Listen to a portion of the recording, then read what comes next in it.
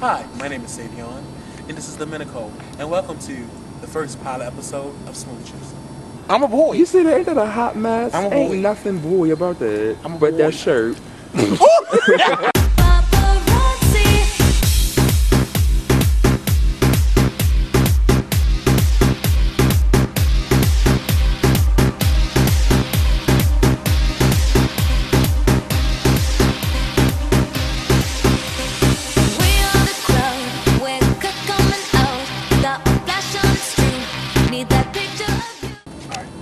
Hello. How are you doing? I'm finding yourself. How was your week?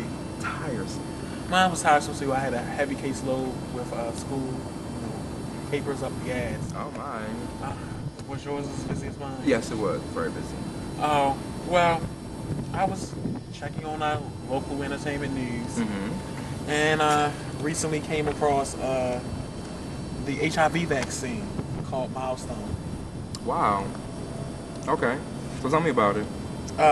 For the first time in decades, experimental vaccine has prevented infection with the HIV virus, and they called it Milestone because of the deadly epidemic that has killed millions. So it's a milestone that we'll finally be able to find a vaccine to help those who are infected with the kitty. Okay, so is it curing the virus, No, or it's is not. it depleting its effectiveness? It's reducing the risk of becoming infected with HIV by more than 31%. So is this something that you take before you're infected, or something they give to you after you're infected? That's a good question. Because the way you just said it, it made it seem like it's there to prevent it. But I'm like, so is it like a shot when you go to get hepatitis A, B, and C shots? Tetanus shot or something like that, or is it something that they initiate and give you for those individuals who go and get HIV tested and realize that they're in the first stage? Because I think if that's the case, then that would be that would be a breakthrough for individuals who have been affected. Sick people. Let's try not to say that. Let's just wrap it up. Let's just try and state that it would be progressive and a breakthrough for those individuals. It'd be progressive if they wrap it up. Well, if that was the case, we wouldn't have to have a vaccine like this now, would we? Yes. I think people just need to stop sticking their stuff and stuff. Well, let's also keep in mind that it's not also that they're sticking their genitalia and things. People deeply stick needles in there too. Yeah, true. But the blood transfusions, people who are exposed to other people's blood through cuts and things like that. It's a lot that goes into account. It's just not all sexual intercourse. The majority of people in Baltimore have HIV because they've been sticking their stuff in places they didn't need to be sticking their stuff in. Aren't we national? Thank you. So it's not just Baltimore City, it's nationwide and it's international. Okay, nationwide, people need to stop fucking stuff that they don't know. Well, no. What about all those millions of people in Africa who have it? They didn't get we ain't talking about the people in Africa. But if we're going to talk about a vaccine that can cure and can be progressive in depleting the effectiveness of this deadly disease, we need to address all issues. And not just intercourse, but people. I personally think that what you should do is ask them how they contracted HIV. That's none of our business. If they contracted it from having sex, they need to be. They don't need the vaccine. Well, they need to be put on a wait list. No, that's not right. How's that not right? That's not right. If you haphazardly had unprotected sexual intercourse, why should I reward you by giving you a vaccine? Well, that's the same thing as people who go out and get a license and drive a car and get in an accident 2 weeks later. Would you want to take their license away? Or you want to take their input restrictions on them? They was being irresponsible. You don't know that. If someone rear ends me, that's not my problem. One of the main reasons why they have adjusted the laws for drivers is because of irresponsible young drivers who were put out on the road too early. Well, you can't put political implications on a vaccine like you can do on a driver's license. That doesn't make sense. You brought it up? That was your example. It was an example to show and state that you can't say, oh, well, if you contracted AIDS through unprotected sex, then you should be placed on the waiting list. What are you creating a vaccine for? Are you going to decide who's worthy of it and who's not? If you contracted HIV from a blood transfusion, I would feel a whole lot better about you taking the vaccine than a person who.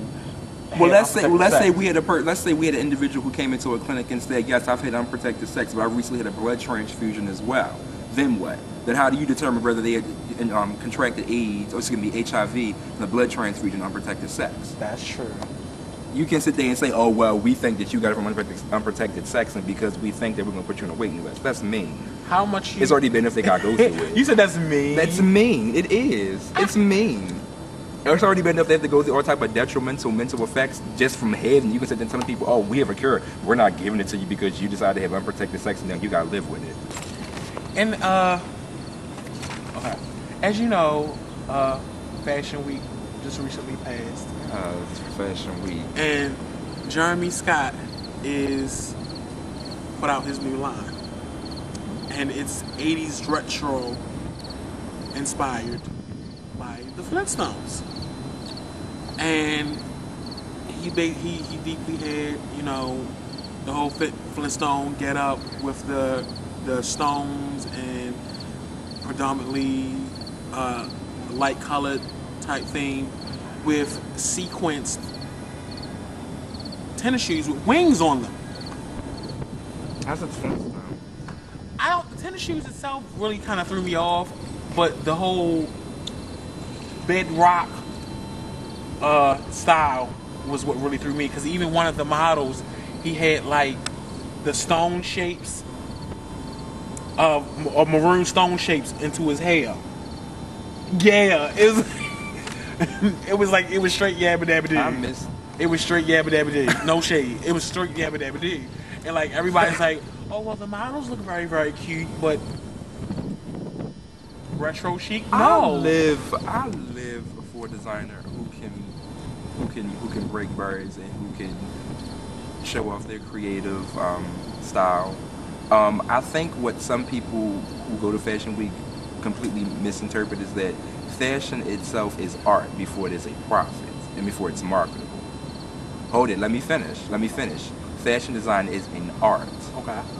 So you have some designers who are very simplistic, who design strictly for what is marketable and what the regular woman would wear.